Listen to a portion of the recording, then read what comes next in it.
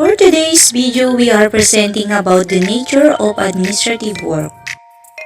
First presenter, Febe Valle and Junet Srivan. Second presenter, J.R. Srivan and Angelica Banastas. Topic, Trade Approach and Leadership. Third presenter, Nobelin Ramirez, Cara J. Napoles. Topic, Situation and Leadership. Fourth presenter, Margie Martinez and Nerly Nunez. Topic, Behaviors and Leadership. Good afternoon. I am here to represent or present the nature of the administrative jobs. What is job or work? For me, job is something you do to make a living, take responsibility for your family, for your loved ones, or for your own needs and wants. The nature of administrative jobs are an indispensable part of the organization's success, serving as the foundation of for upholding the fundamental business practices. Indispensable. It is more than necessary. It means that the administrative jobs takes the higher position to make works or to make the business grow more and develop. However, a business without professionals and skills would struggle to maintain daily operations over time. It means that, of course, literally, we have to have a business for us to do a job, and to make the business grow, we need to have professionals and skilled workers to do their own responsibility and tasks in accordance with the job or work to be given to them. Administrative jobs can take many forms: temporary and general administrative, legal administrative, and executive assistant. They are the different forms that I've researched about the nature of administrative job or work. So, as I conclude that we have to train to be able to be in an administrative job. We have to be trained well, educated, not so educated, but we learned enough to do the specified administrative jobs that we've taken. Legal administrative. Like other types of administrative roles, written communication skills are necessity. Legal administrative generally require extensive knowledge of legal documentation and procedures, as well as a level of familiarity or proficiency in certain software. Executive assistant. What is executive assistant? It is a person employed to assist a high-level manager or professional with correspondence, appointments, and administrative tasks. Executive assistants are often trusted to handle confidential and sensitive issues across the business. Executive assistant Is often tailored to an executive personal preferences and comes with an inherent need for the highest level of professionalism. Executive assistant will find themselves in the position of speaking on behalf of the executive, so it is essentially he or she can do so competently both verbally and in writing. Trade approach to leadership. The trade approach to leadership was one of the earliest theories of leadership, although it is not a fully articulated theory with well-developed hypotheses. The trade approach formed the basis of most early leadership research. This approach focuses on the personal attributes or traits of leaders, such as physical and personality characteristics, competencies, and values. It views leadership solely from the perspective of the individual leader. Early trait researchers studied the personality attributes that they believe were related to leadership effectiveness, rather than researching exceptional historical figures. Most of the early empirical work on the trait approach focused on the systematic investigation of the differences between leaders and followers. Only a few traits appeared to distinguish between leaders and followers. Leaders tended to be slightly higher on traits such as height, intelligence, extroversion, adjustment, dominance, and self-confidence as compared with non-leaders. The small differences between leaders and non-leaders were attributed to error in leader selection, errors in measuring leadership traits, or the failure to measure critical attributes.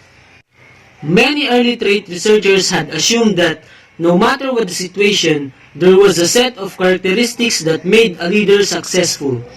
These researchers believe that the same leadership traits would be effective, for example, in both the boardroom and on the battlefield. In 1989, John W. Gardner published a study of a large number of leaders and concluded that there are some attributes that appear to make a leader successful in any situation. These traits includes the following: physical vitality and stamina, intelligence and action-oriented judgment, eagerness to accept responsibility, task competence, understanding of followers and their needs, skill in dealing with people, need for achievement, capacity to motivate people, courage and resolution, trustworthiness, decisiveness, self-confidence, assertiveness, adaptability, flexibility. One of the concerns about such lists is that the attributes typically associated with successful leaders are often perceived as male traits. Reportedly, when men and women are asked about the other gender's characteristic and leadership qualities, significant pattern emerge with both men and women, tending to see successful leaders as male. In general, the trait and situational approaches have resulted in only limited advances in the understanding of leadership. Researchers have concluded that successful leadership is the result of the interaction between the trait of the leader and the situation itself.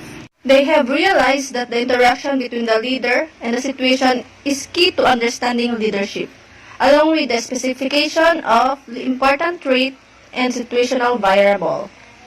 Situations and leadership.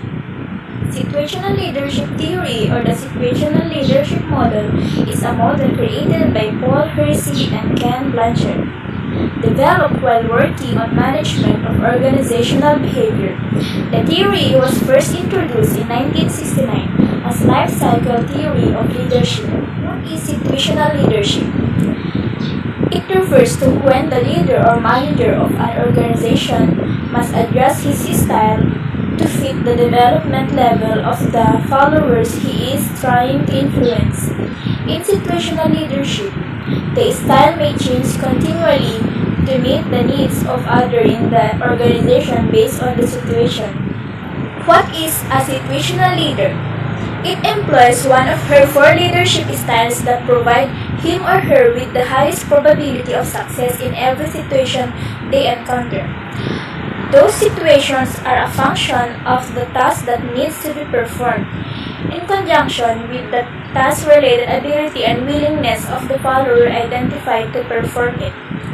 Based on the objective assessment of those parameters, and with the responsibility of successfully and effectively influencing the follower, the leader responds to the situation with one of four leadership styles. Those styles are operationally defined by task or directive behavior and relationship or supportive behavior. Those tasks are operationally defined as tasks with directive behavior and relationship supportive behavior. First, tasks with directive behavior. This is the extent to which the leader tells the follower what to do, how to do it, where it needs to be done, and when it needs to be completed. Second, relationship with supportive behavior. This is the extent to which the leader engages in open dialogue with followers, actively listen, and provide recognition with reinforcement for task-related projects. Graph that shows situational leadership influence behavior. Style 1. Telling, directing, or guiding. Style 1 or a telling leadership style is characterized by the leader using moderate to high amounts of task behavior and moderate to low amounts of relationship behavior.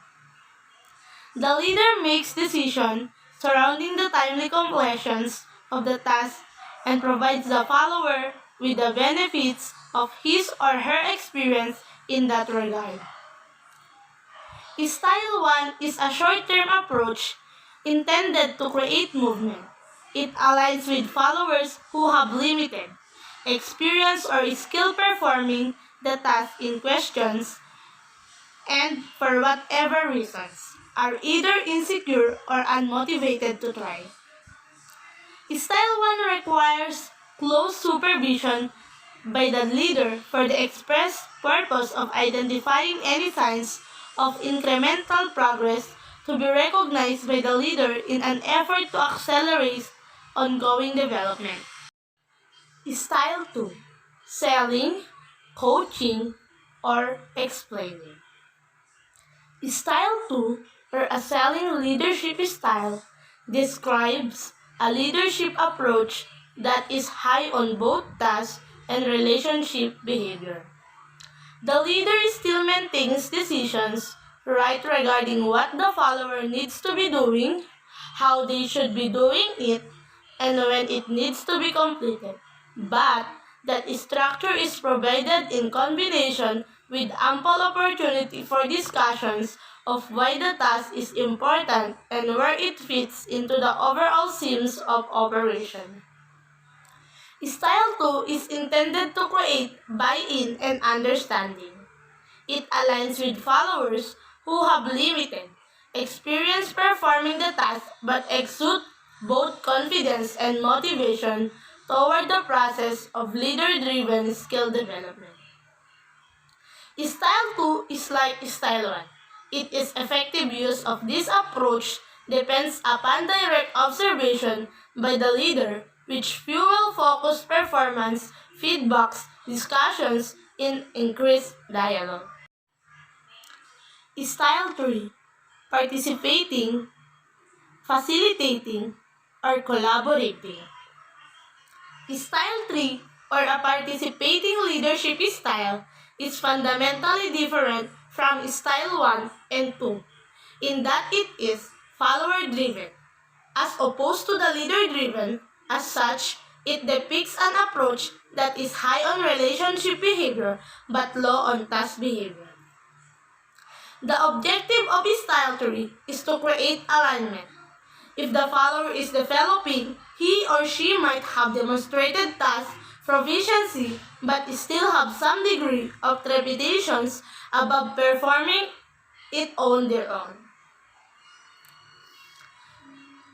If the follower is regressing, they are aware they can effectively perform but have lost commitment, motivation, or both to do so. The leader needs to discuss the follower's willingness by asking open-ended questions intended to help the follower recognize the source of the performance challenge and generate valuable solutions. Style 4. Delegating, empowering, or monitoring. Style 4, or a delegating leadership style, is another follower-driven leadership approach that is characterized by low amounts of both task and relationship behavior. The follower can perform the task at a sustained and acceptable level and is both confident and motivated to do so. The intent of Style 4 is to create enhanced task mastery and autonomy. It aligns with followers that have significant experience performing the task at or above expectation in combination with a level of intrinsic motivation that drives their ongoing commitment to excellence.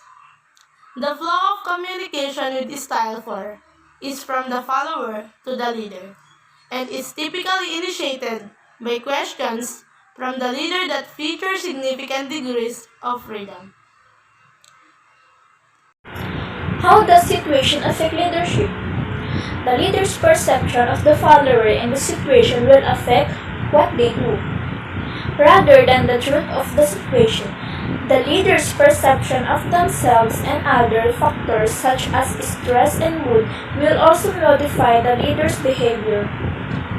There are 10 key factors of being a good leader. Number 1. Set the right example, being a leader. Number 2. Continuous development of your leadership skills. Number 3. Be technically proficient. Number 4. Make sound and timely decisions. Number 5. Seek and take responsibility for your actions. Number 6. Positive attitude. Number 7. Keep your team informed. Number 8. Get to know your team. Number 9. Don't be afraid to delegate. Lastly, number 10. Ensure that tasks are understood, supervised, and completed. 4 major factors of leadership. 1. The leader. As a leader, you must have an honest understanding of who you are, what you know, and what you can and cannot do. Know your personal strengths and weaknesses, capabilities, and limitations. You need to be able to discipline yourselves in order to lead your team effectively. 2. Followers. Followers are the subordinates of a head.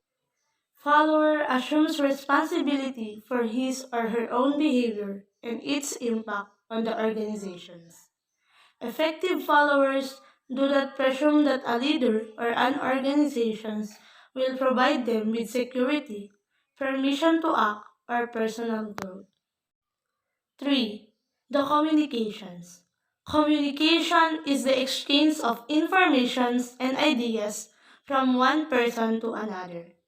Effective communications occurs when others understand exactly what you are trying to tell them and when you understand precisely what they are trying to tell you, whether it's oral, written, or physical interaction alone, or some combinations of them.